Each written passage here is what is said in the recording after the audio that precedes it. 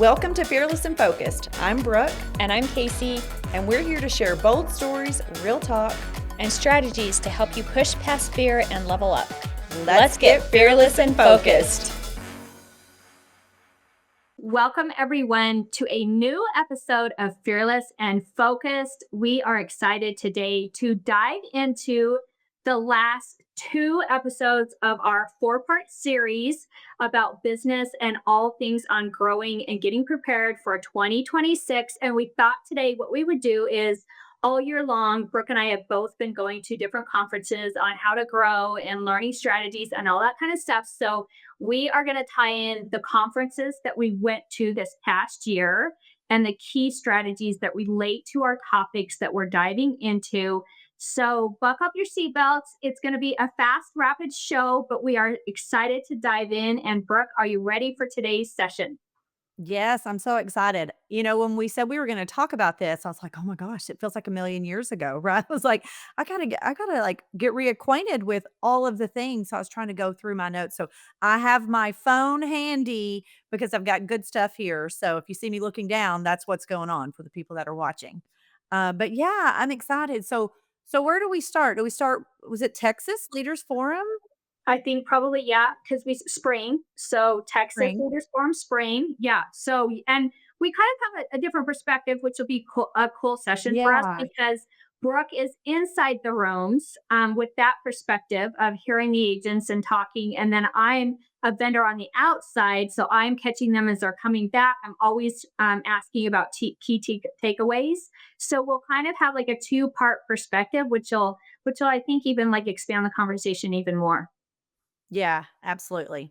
Well, okay, so from my point of view, I spoke at Texas Leaders, and anytime you speak, I think other people can hopefully relate with me. Like you're kind of self-involved, like, oh my gosh, you're worried about your own stuff. And so when it comes to, I was really trying to listen and take good notes of the other people that were there. But I kind of wanted to speak on, what I talked about, the importance of, showing up online and posting and how to just show your business online because marketing, as you know, like we talk about this all the time, modern marketing is different than traditional marketing. And I think that in order to be successful, especially going into 2026, you need to learn how to market your business the traditional way in addition to the modern marketing. And my presentation was from post to policies. So creating a post that will turn into a lead conversion and get you more business. And, you know, there is a strategy behind it. It's not just, it's being very direct. So, showing up and speaking to the type of consumer that you want to hear, because we're always like, what kind of customer do we want? So for whatever business you are, or if you're in insurance or whatever, that your demographic, like where you're competitive, what your niche is. And, for us, that's like multifamily, car, home, lots of different product lines. And so, you have to directly speak to those people and like think about like if you were that consumer, what would you want to hear? What would bring you to that business? So I got very, very strategic on talking about that and speaking directly to them, not about what I can do for you, but here's what if you're looking for, you know, an agent to take care of you. If you have a teenager, if you are struggling because you have several, vehicles and you're paying a high rate, like you're speaking to that person and they're sitting there nodding and getting the affirmations on the other side of the post, like that's what we're looking for.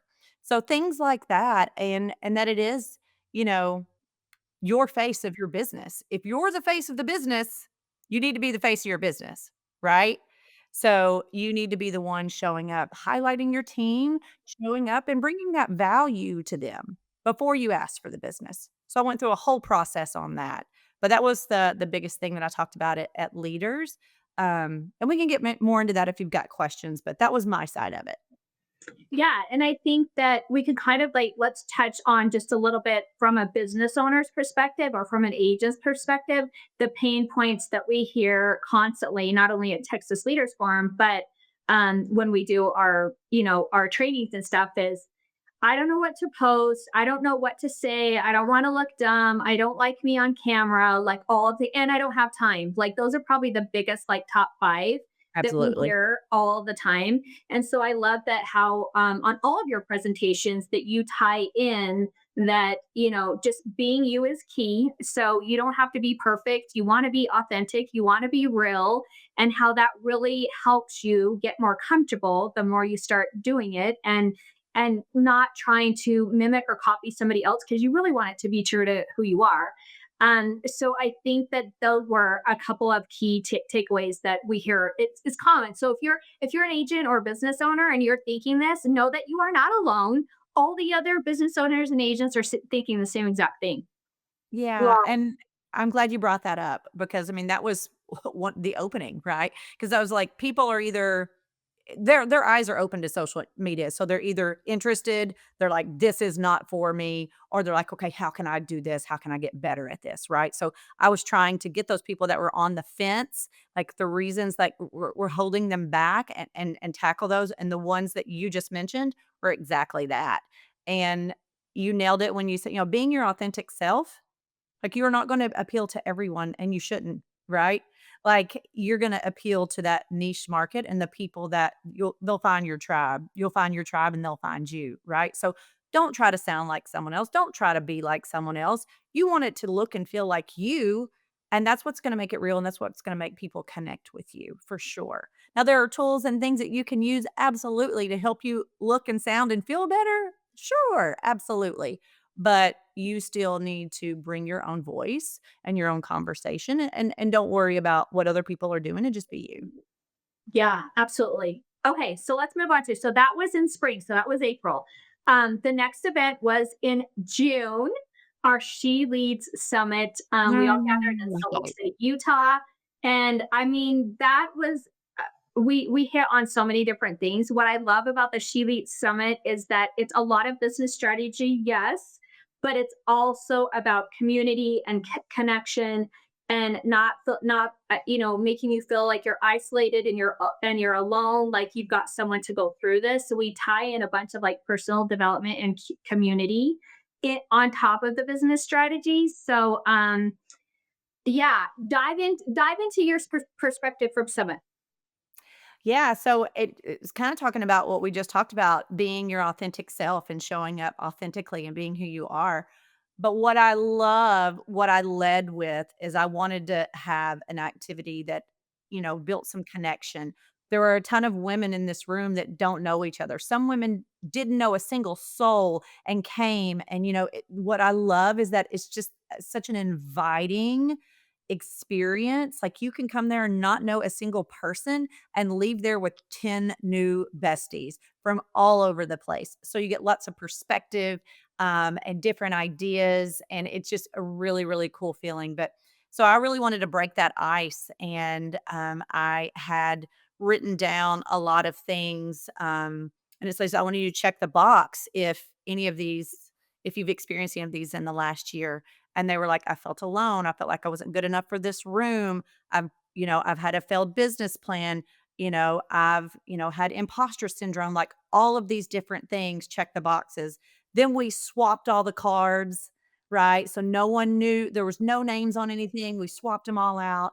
And then, a stranger had your card. They didn't know who you were. You don't know whose card you were holding. And then we're like, okay, if this is checked in any way, like, stand up when I say this. And so everyone's looking around the room because, you know what you put, and it was just, I mean, there were tears by me as well. And there were all things, at the kind of plot twist at the end, I'm the one standing up there giving it. People are thinking, oh my gosh, she's so confident. And I'm like, I've dealt with all of these things. And it was like, "What?" Like, her yes. Like, you are not alone. And so it was a really good, I thought it was a really, really good, I was really proud. It was a good opener to show that connection and build that and ice break with that. But then we went into so many cool things on organization with Trello, which was my new favorite. We use it all the time for all sorts of things, those boards. Business planning, leadership, manifestation, like all the things. It's my favorite. And it's a conference that you can't get anywhere else because there's plenty of boys clubs, right? This is a girls club, no boys allowed, and you can just be your girly self and, nothing's cringe and nothing's off limits, and it's awesome. Yeah, yeah, I love that piece of it, tying all those together. And then I also love, we had like a themed party that evening to where, Mm, we can mhm. just connect and glam up and dress up and just be girls together. And I love that. So just a couple weeks ago, so Sophia Nill, she's a member in Utah, and then Melissa French is a member in Nashville, Tennessee. And last Friday or a couple of Fridays ago, they texted me a picture that they were together in Nashville. So they met at Summit and then carried out their relationship. And Sophia was going to Nashville and they, connected on the back end and met up and had dinner and stuff. And it's like that melted my heart to get that text that, they met at Summit and then they were carrying their relationship outside of there. So yeah, to your point, and you know that we had our big Pink Friday sale this past weekend, and I did have a couple of agents message and be like, I don't know anybody else. Will it be okay? Can I come alone? I'm like, absolutely. That's probably actually a little bit more beneficial because you will leave. That will be, your intent to meet others and expand and grow your community and your relationships. But I think that that's the biggest thing is that if you're looking for all the business strategies, those are so important to help lead you, but also that sense of community. Because let's be real, at the top, it can feel very, very lonely and Very isolating at the lonely. top. Absolutely, very lonely. Okay, so June 18th through the 20th, Salt Lake City. Get your tickets now. She leads. You will not want to miss it, and it will sell out because she only has so many. We want to keep it, at a collective amount so that it's not so big and overrun that you still can have that intimate feeling as well. So get your tickets now. Do not wait. I'm saying that straight into the mic. Yes, absolutely. Okay, so then we moved into AC 25, which this is kind of like this is an invite only conference, right? So it's like top Yes. producers across the country. So of course, Brick Brolo was invited to not only attend AC 25 but also to speak. So give us a rundown on AC 25.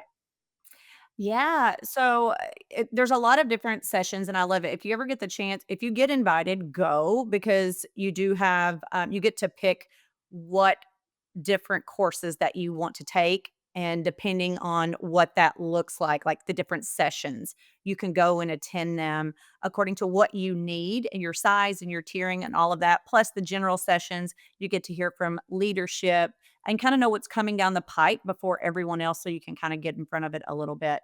But yes, I did have the pleasure of speaking, and I really talked about, the whole leadership, the data framework, all of that because we you think about like marketing and insights and all the things that you need as a business owner, it's a lot of things to remember, right? You've got employees, you've got metrics, you've got marketing, you've got HR, you've got, vendors, like all of these things. Like, how do you tie it all together? Well, my ADHD brain, like, it's a challenge, right? So I made a framework called data.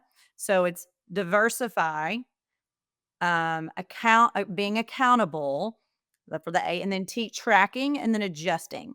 And within those, I shared with everyone, when diversify, I mean, like, diversify your lead sources because in order to be successful in business, you want a lot of pipelines open. If you're just relying on one pipeline, what happens if that pipeline gets shut down? Right? And then if you're just doing mailers or you're just doing internet leads, and like internet leads is a great example last January when, everyone was like, this turned off and no one could do it and everyone was freaking out.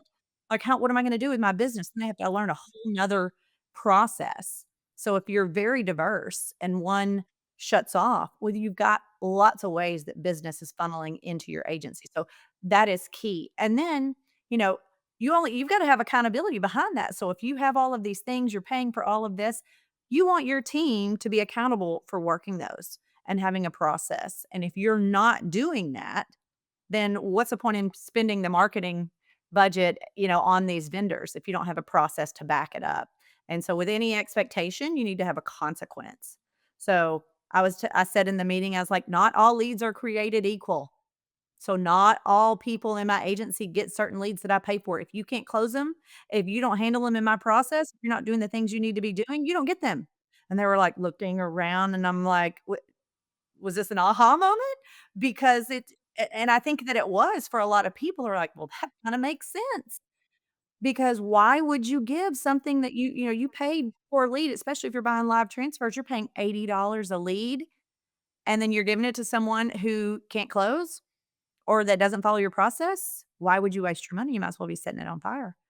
But it is a two-way street. And like, if you're gonna hold them accountable, you need to give them the tools and the resources and the things that you need, that they need to be successful. So then we kinda went into tracking and measuring and all of that, and then seeing what works, what doesn't, and then adjusting the final A in data framework, adjusting based off what the data tells you.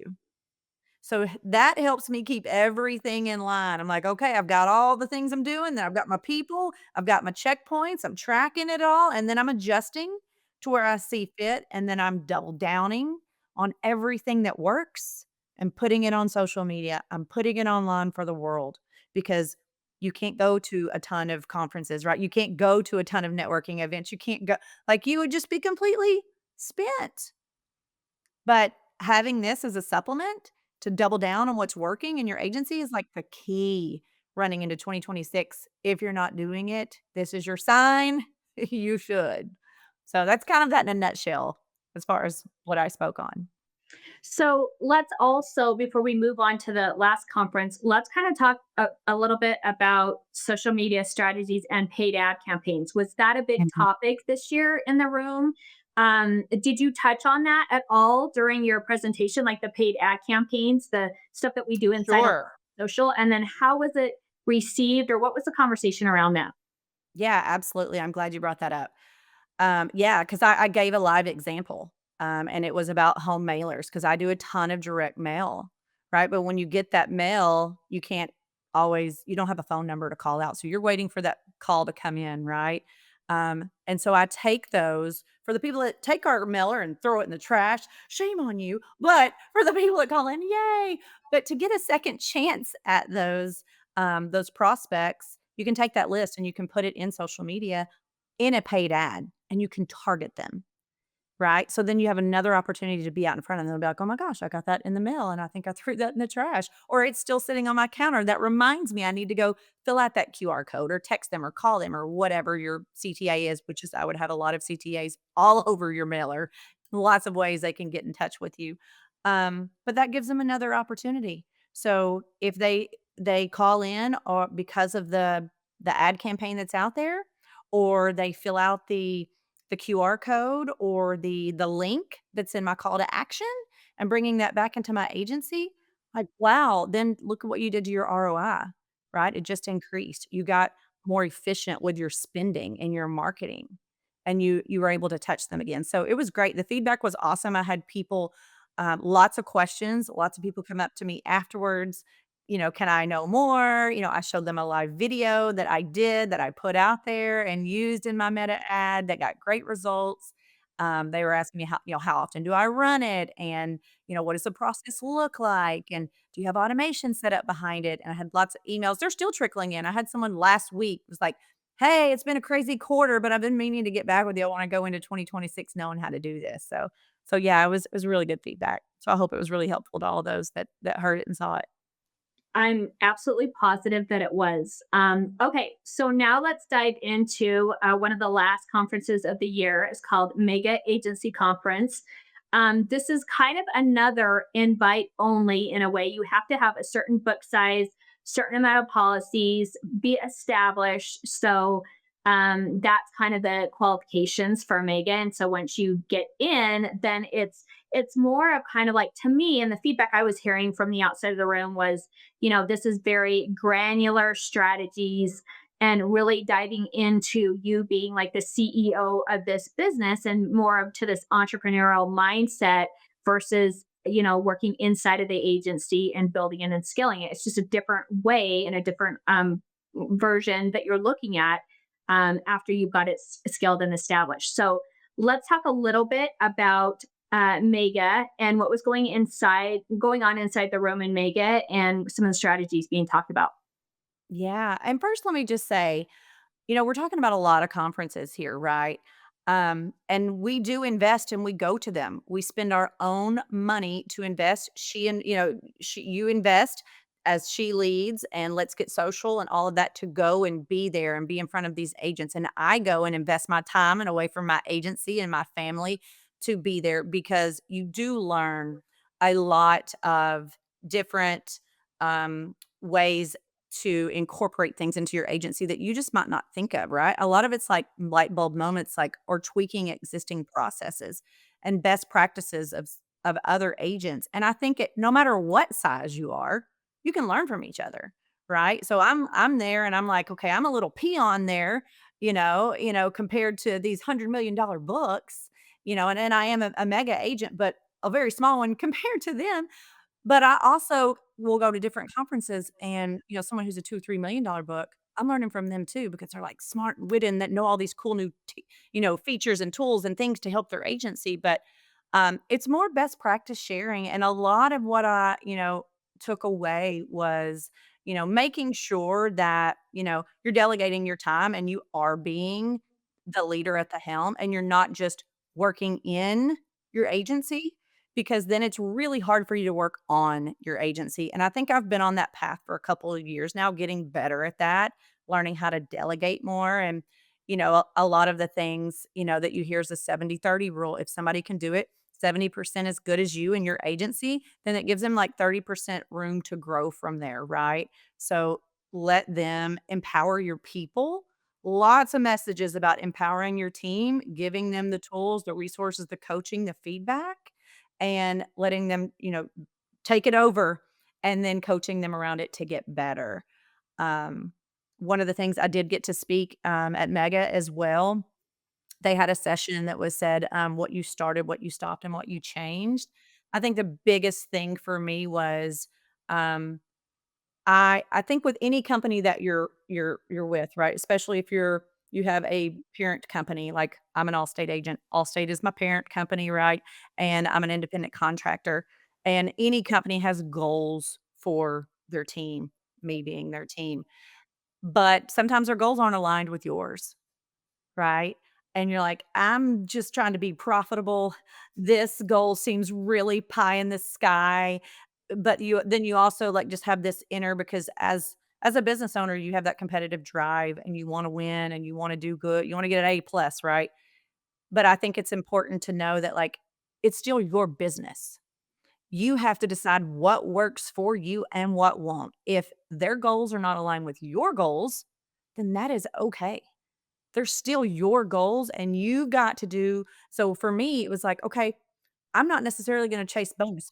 For the first time in 17 years, I was like, let me just set that aside. Now, how am I gonna be the most profitable I can and like squeeze them for every dollar I can to grow my business? Because this over here is like, not sure where these numbers came from, but there's like, I'm not going to go into debt to hit those and then stay on like a hamster wheel. So I was like, "Okay, I want to be as profitable as possible." So I heard a lot of that, like a lot of people saying, we need to realign and focus on long-term growth, not short-term growth, and, being the CEO of their business.